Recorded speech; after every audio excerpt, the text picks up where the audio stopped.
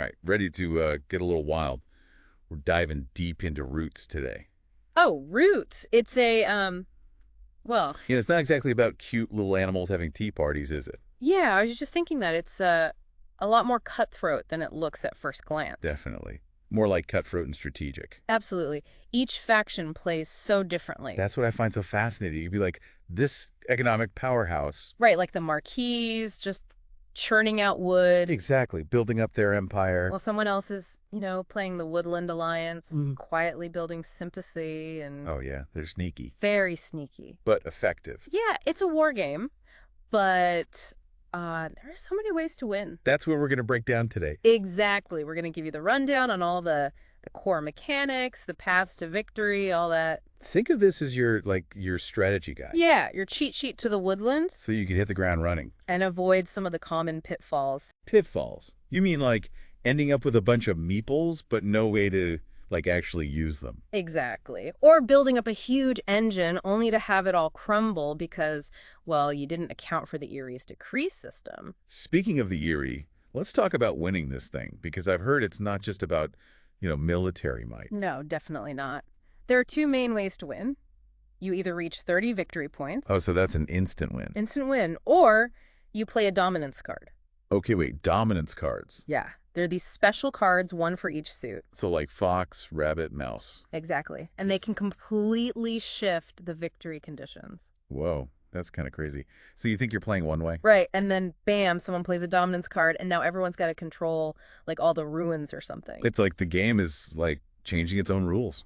Well, the rules are the same, but the goalposts move, Makes it really dynamic. Yeah, it keeps you on your toes. You can't get too comfortable. Exactly. And that's part of what makes Roots so engaging. You have to adapt, react to your opponent's moves, and those dominance cards. So you're battling each other in the game itself. Absolutely. And speaking of battling, let's talk about the board.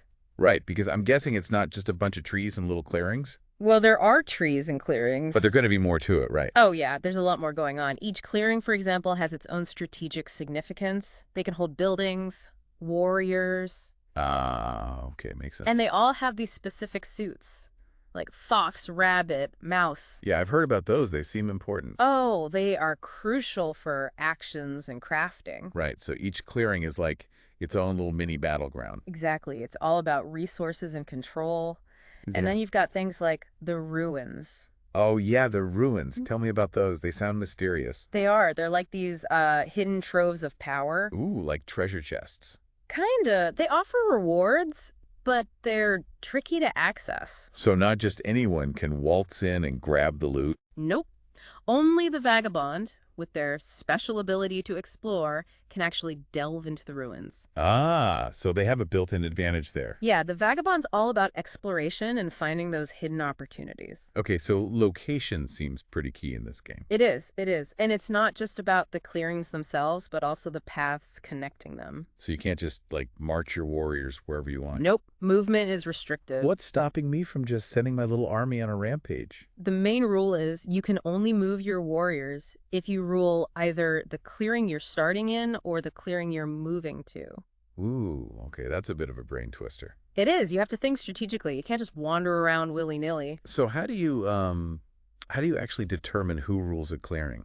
Okay, so it's not just about having the most warriors. Oh, really? Yeah, it's the most warriors and buildings combined. So you got to build up your infrastructure too. Exactly. Military might and economic development. So what happens if there's a tie? Does it just become like a chaotic free-for-all? Actually, there's a tiebreaker, and it favors the Erie dynasties. Oh, the bird folk. Yeah, those proud burgs. They automatically win ties for control. Even if they're outnumbered. Yep. It reflects their historical claim to the woodland, They're the tiebreaker kings, so to speak. So even if they're outnumbered, they still have a chance to snatch control. Right, and that's where their decree system comes in. Oh, yeah, the decree system. I've heard about that. It's their defining characteristic. At the start of their turn, they have to commit to a set of actions. Based on the cards they choose. Exactly. And it's high risk, high reward because they're locking themselves into a plan before they even know what their opponents are going to do. So it's like they're playing chess while everyone else is playing checkers. Great analogy. They have to think several moves ahead. Anticipate not just their opponent's actions, but also the consequences of their own choices. Precisely. Talk about pressure. That's a lot to juggle. It is. And it makes the Eerie one of the most challenging but also rewarding factions to play. We'll have to dive into the specifics of the decree system a bit later, but for Yeah, now, we've got a lot more ground to cover. let's move on to a faction that seems to take a completely opposite approach to the Eerie. The Woodland Alliance, they're all about grassroots movements, right? Slow and steady growth. Yeah, you could say that. The Woodland Alliance is all about, well, they start with basically nothing. Underdogs. Definitely the underdogs. But they have this incredible ability to build up support from the shadows. And that outrage mechanic of theirs, that's pretty cool. Oh, it's brilliant. Whenever another faction takes actions that impact the Alliance, like removing sympathy tokens or marching through their clearings. They trigger outrage. Exactly. And what's really clever is that it forces those opponents to contribute a card to the Alliance's supporter pool. So the more you try to suppress them, the stronger they get. Exactly. It's like a self-fulfilling prophecy of rebellion. It creates this dilemma for the other players. Do you risk making them stronger by taking direct action, or do you try to contain them through other means? You've got it. It adds this psychological element to the game, you know? Trying to outsmart your opponents and figure out the best way to deal with this growing threat. It's almost like the Alliance is playing a completely different game within the game. You could say that. They're playing the long game. Biding their time, waiting for the right moment to strike. Right. While everyone else is focused on traditional forms of conquest, the Alliance is slowly but surely building their network of support and waiting for the opportune moment. Like embers smoldering beneath the surface, just waiting for the right gust of wind to ignite. A perfect analogy. And that's what makes them such a formidable force to be reckoned with. You can never underestimate the power of a well-organized and motivated resistance. Okay, so we've got the Eerie, the Masters of Calculated Risk, and the Woodland Alliance, the patient strategists biding their time. Now let's talk about a faction that seems to defy categorization, the Vagabond. They're a bit of an enigma, aren't they? Oh, absolutely. The Vagabond is the wild card of Roots, the lone wolf who operates outside the traditional power structures. Always on the move, always looking for an angle. Exactly. Not interested in building empires or amassing armies. They're driven by personal goals, seeking their own gain amidst the chaos of the Woodland War. And they're so adaptable, so fluid in their movements. They can slip through forests, explore ruins, even aid or betray other factions as it suits them. It's all about opportunism for the Vagabond. They excel at exploiting the actions of others, finding those cracks in the system and using them to their advantage. That ability to slip through forests, that's pretty awesome. It's like they have a secret network of pathways that no one else can see. It makes them incredibly difficult to pin down. They can appear where you least expect them, snatch a crucial item, and then vanish back into the woods before you can even react. It sounds like a nightmare to deal with if you're on the receiving end of their schemes. It can be, but it also makes them incredibly fun to play. There's a real sense of freedom and agency with the Vagabond. You're not bound by the same constraints as the other factions. Are a rogue agent operating on your own terms. Yes, exactly. And that's what makes them so compelling. You really get to forge your own path, write your own story within the larger narrative of the Woodland. So you've got the Eerie, the Woodland Alliance, and the Vagabond, each representing like a totally different approach to the challenges of Roots. Right, right. Now let's talk about a faction that seems to thrive on chaos. The Lizard Cult. Oh yeah, they're a force of nature. Oh, a little bit wild, huh? Yeah, driven by fanaticism, a desire to reshape the woodland, you know. In their own image. Exactly. They don't seem too interested in like diplomacy or negotiation. Not really. More about domination, conversion, ritualistic power. I'm fascinated by their whole mechanic of like converting warriors and what is it? Sanctifying clearings. Yeah, sanctifying clearings. It's like they're corrupting the very fabric of the woodland, you know, twisting it to their will. Accreting blight, slowly spreading across the board. That's a great way to put it. Turning peaceful clearings into like bastions of fanaticism. Exactly. And their victory condition, it's tied to the discard pile, right? Yeah, that's what I've heard. Tell me, what's so special about discarded cards? Okay, so they score points based on the suit of cards that's been discarded the most. Interesting. So they're incentivized to manipulate the discard pile. Ah, I see. So it's not just about what's on the board. No, it's about influencing the game itself, forcing other players to discard cards that benefit the cult. They're playing a metagame. Precisely. And that makes them very unpredictable. They might make seemingly irrational moves, like discarding cards that seem to harm them. But it's all part of a bigger plan. Exactly. They're thinking long-term, manipulating the discard pile to secure their victory. So they're the masters of chaos and subterfuge, Yeah, you could say that. thriving in the disorder that they create. Right. They turn it to their advantage. Now let's talk about a faction that seems to represent the opposite of chaos. The Riverfolk Company. Ah, the Riverfolk. They're all about order, commerce, profit. They're the pragmatists, right? Always looking for a deal. Yeah, that's them. Not driven by ideology or conquest, just the pursuit of wealth and expansion of their trading empire. They see the conflict in the woodland as just like an opportunity. Exactly. A chance to capitalize on everyone else's needs and desires. I love their whole mechanic of selling services to other players. Oh, it's brilliant. They offer a range of services. Transportation, mercenaries, even selling cards from their own hands. So they can like ferry warriors across the river. Yep, lend out their own troops, provide crucial cards. They're like the ultimate middlemen, profiting from everyone else's conflicts. That's a good way to put it. They're like the Swiss bankers of the woodland. Neutral, but definitely not charitable. Of course not. Everything has a price with the Riverfolk. I bet they drive a hard bargain.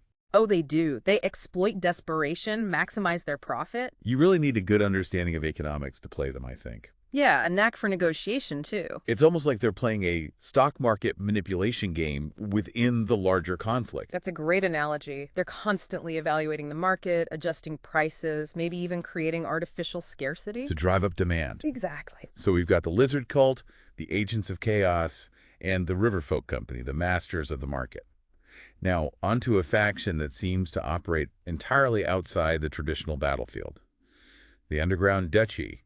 They're a bit of a mystery, aren't they? They are. Shrouded in secrecy, their empire built on tunnels and hidden chambers. Working from the shadows. Exactly. Their goal is to, undermine the existing power structure. Right, and establish their own dominion. Their whole mechanic of swaying ministers and activating lords is very interesting. Tell me more about that. How does it all work? Okay, so ministers and lords represent different figures in the duchy's power structure. Swaying a minister to your cause, it scores victory points and grants you an extra action each turn. Ooh, that's powerful. It is. But to activate the truly powerful lords, you need to sway enough ministers of specific ranks. So it's like a game of political maneuvering within their own faction. Exactly. They're constantly scheming, manipulating, vying for influence, while also waging war against the other factions. It's like a multi-layered strategy. It is. It requires patience, cunning, an understanding of power dynamics. And they can dig tunnels, right? Oh, yes, the tunnels. They're crucial to their strategy. They create shortcuts across the board. So they can outmaneuver their opponents. Right. Launch surprise attacks from unexpected locations. Moles of the woodland. Popping up where you least expect them. Disrupting plans, snatching victory. Exactly. They're a challenging but rewarding faction to play. Especially for those who enjoy subterfuge and political intrigue. Absolutely. They're the embodiment of that saying, still waters run deep. Okay, so we've got the Lizard Cult, the Riverfolk Company, and the Underground Duchy, each with their own approach to this complex ecosystem of roots. Mm-hmm. Each one's so unique. Now, let's talk about a faction that embodies deception like no other. The Corvid Conspiracy. Ah, the Corvids. Masters of espionage. They're the puppet masters, pulling strings from the shadows. Right. They operate in secrecy, planting plots, manipulating events to their advantage. They love chaos. They thrive on it. They use it as a weapon. Tell me about their plots. What kind of things can they do? They have a whole arsenal of plots. Bomb plots to eliminate enemies, extortion plots to steal cards, snare plots to restrict movement, raid plots to infiltrate locations. Wow, it's like they're playing a completely different game. Yeah, their focus is on disruption and sowing discord. But planting a plot is just the first step, right? They have to trigger it at the right time. Exactly. Timing is everything. They have to evaluate the situation, anticipate their opponent's moves, and then, bam, unleash their plot at just the right moment. To create maximum chaos. Precisely. But there's always a risk of exposure. What happens if their opponents figure out their plan? That's bad news for the Corvids. If their plot is exposed, it's useless, and their opponent even scores a point. So the stakes are high. Very high. They have to be cunning, unpredictable, constantly changing tactics. So playing the Corvids requires a deep understanding of, psychology. Definitely. It's a mind game. They use their plots to cause disruption, but also to sow doubt, create paranoia. It's psychological warfare. Exactly. Okay, so we've got the lizard cult, the river folk, the duchy, and the corvids, each with their own approach to the ever-shifting landscape of roots. A game of many layers. And we can't forget about the lords of the hundreds. Ah, yes, the lords. The warlords of the woodland. The ones who just want to crush everything in their path. That's one way to put it. They're driven by a lust for power. It's all about domination for them. Absolutely. They see weakness as an invitation to dominate, and they exploit it ruthlessly. No diplomacy here. Not really. Yeah. Might makes right in their world. So they're the kind of faction that would relish a good brawl, crushing their opponents with sheer force. You got it. They're the embodiment of brute strength. Their armies swarming, their warlords leading the charge. Their warlord sounds terrifying.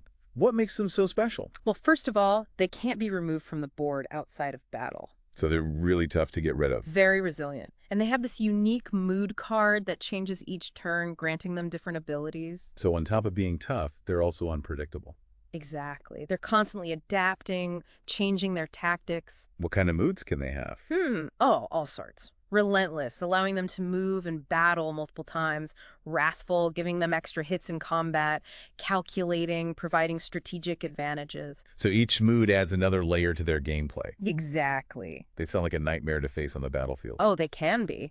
And to make matters worse, they can incite mobs. Oh, mobs. Yeah, unleashing hordes of followers to wreak havoc. So they're not above using, like, brute force and intimidation. Not at all. They'll burn buildings, plunder resources, terrorize their opponents. But surely they have some weaknesses. They do. They're not very good at subtle forms of warfare. They don't do a lot of crafting, do they? Not really. They have what's called contempt for trade. So they rarely score points for crafting. Right. They prefer to loot or rely on their strongholds. Which are special buildings that let them craft. But with limited benefits. So they're a bit of a one-trick pony. You could say that. But that one trick is pretty darn effective if you're not prepared for it. Absolutely. Don't underestimate the power of brute force. Okay, we've covered 8 factions so far, each with their strengths and weaknesses, which leaves us with one final contender, the Keepers in Iron. Ah, the Keepers. A fascinating blend of piety and pragmatism. They're knights, right? Yes, a devout order. Driven by a sacred quest to recover ancient relics. They sound like the Indiana Joneses of the woodland. I like that analogy. Scouring the land for lost artifacts, facing perilous challenges. They see themselves as guardians of history, protectors of the past. Why are these relics so important to them? They hold deep spiritual significance. They represent the Keeper's history, their faith, their identity. So it's more than just collecting trinkets. Much more. Each relic recovered brings them closer to fulfilling their sacred duty. Restoring balance to the woodland. Exactly. It sounds like they're driven by a sense of purpose, a belief that their actions have a greater meaning. Absolutely. They're willing to fight for these relics, risk their lives. Because they believe the fate of the woodland depends on it. That's right. Their whole gameplay reflects this. It's not just about conquest, it's about fulfilling a mission. Their mechanic of delving into forests to find these relics and then transporting them back to matching way stations, that sounds like a logistical challenge. It is. They have a unique approach to movement. They can delve into forests, which are normally inaccessible to most factions. Ah, so they can reach those remote locations where the relics are hidden. Exactly. But once they recover a relic, they have to transport it back to a matching way station. To score points. Right. So it's a balancing act. Yeah. Exploration, combat, logistics. Precisely. And their special ability, Relic Armor, reflects this. They ignore the first hit they take in battle if they have both a warrior and a relic in the clearing. So the relics protect them. Like they're imbued with some kind of power. Armored by their faith. That's a great way to put it. It's a fascinating example of how Roots weaves thematic elements into its gameplay. Makes each faction feel so distinct. Exactly. The Keepers also have the system called the retinue, right? Oh, yes, the retinue. It's like a set of 3 columns of cards that represent their followers and advisors. So it's like their support network. Yeah, like the Woodland Alliance's supporters, but instead of just providing support, these cards allow them to perform specific actions. So they have to manage this retinue carefully. Absolutely. Choose which actions to prioritize, make sure they have the right cards in the right columns. Sounds like a fun challenge. It is. They're a rewarding faction to play, especially if you like strategic planning and a bit of divine intervention. That touch of the mystical. Exactly. They offer a really unique Roots experience. It's amazing how different each faction feels in Roots. Like, you've got the Keepers, all about faith and history. Right. Driven by their mission. And then the Lords of the Hundreds, who just want to, like, smash everything. Yeah, complete opposites in terms of their approach. We've covered so much, from the Erie's decrees to the Lizard Cult's chaos. It's a lot to take in.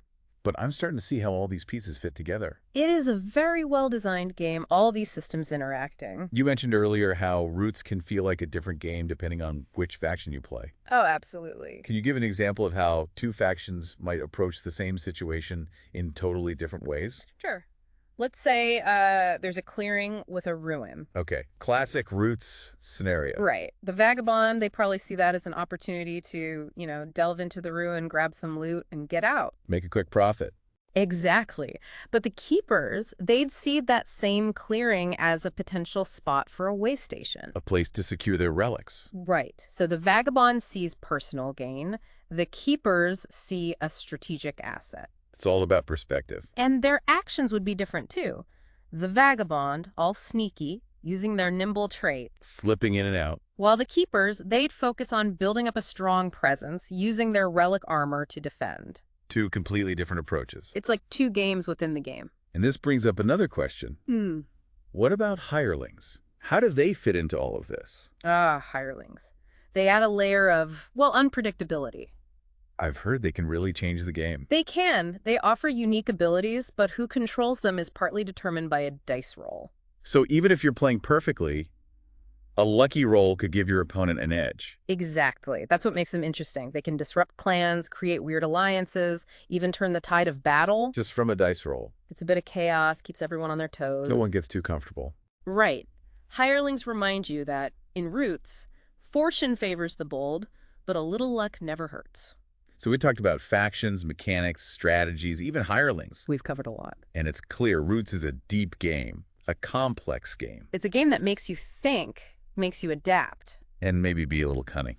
A little bit of that doesn't hurt. If you want a game that'll test your skills, fire up your imagination. A game that really transports you. Then Roots is it. It'll keep you coming back for more, I guarantee it. Exploring, mastering, discovering. It's a game that honestly makes you feel like you're part of this world. The world of the woodland, full of conflict and intrigue. So gather your friends, choose your faction, and get ready to dive in. The woodland awaits.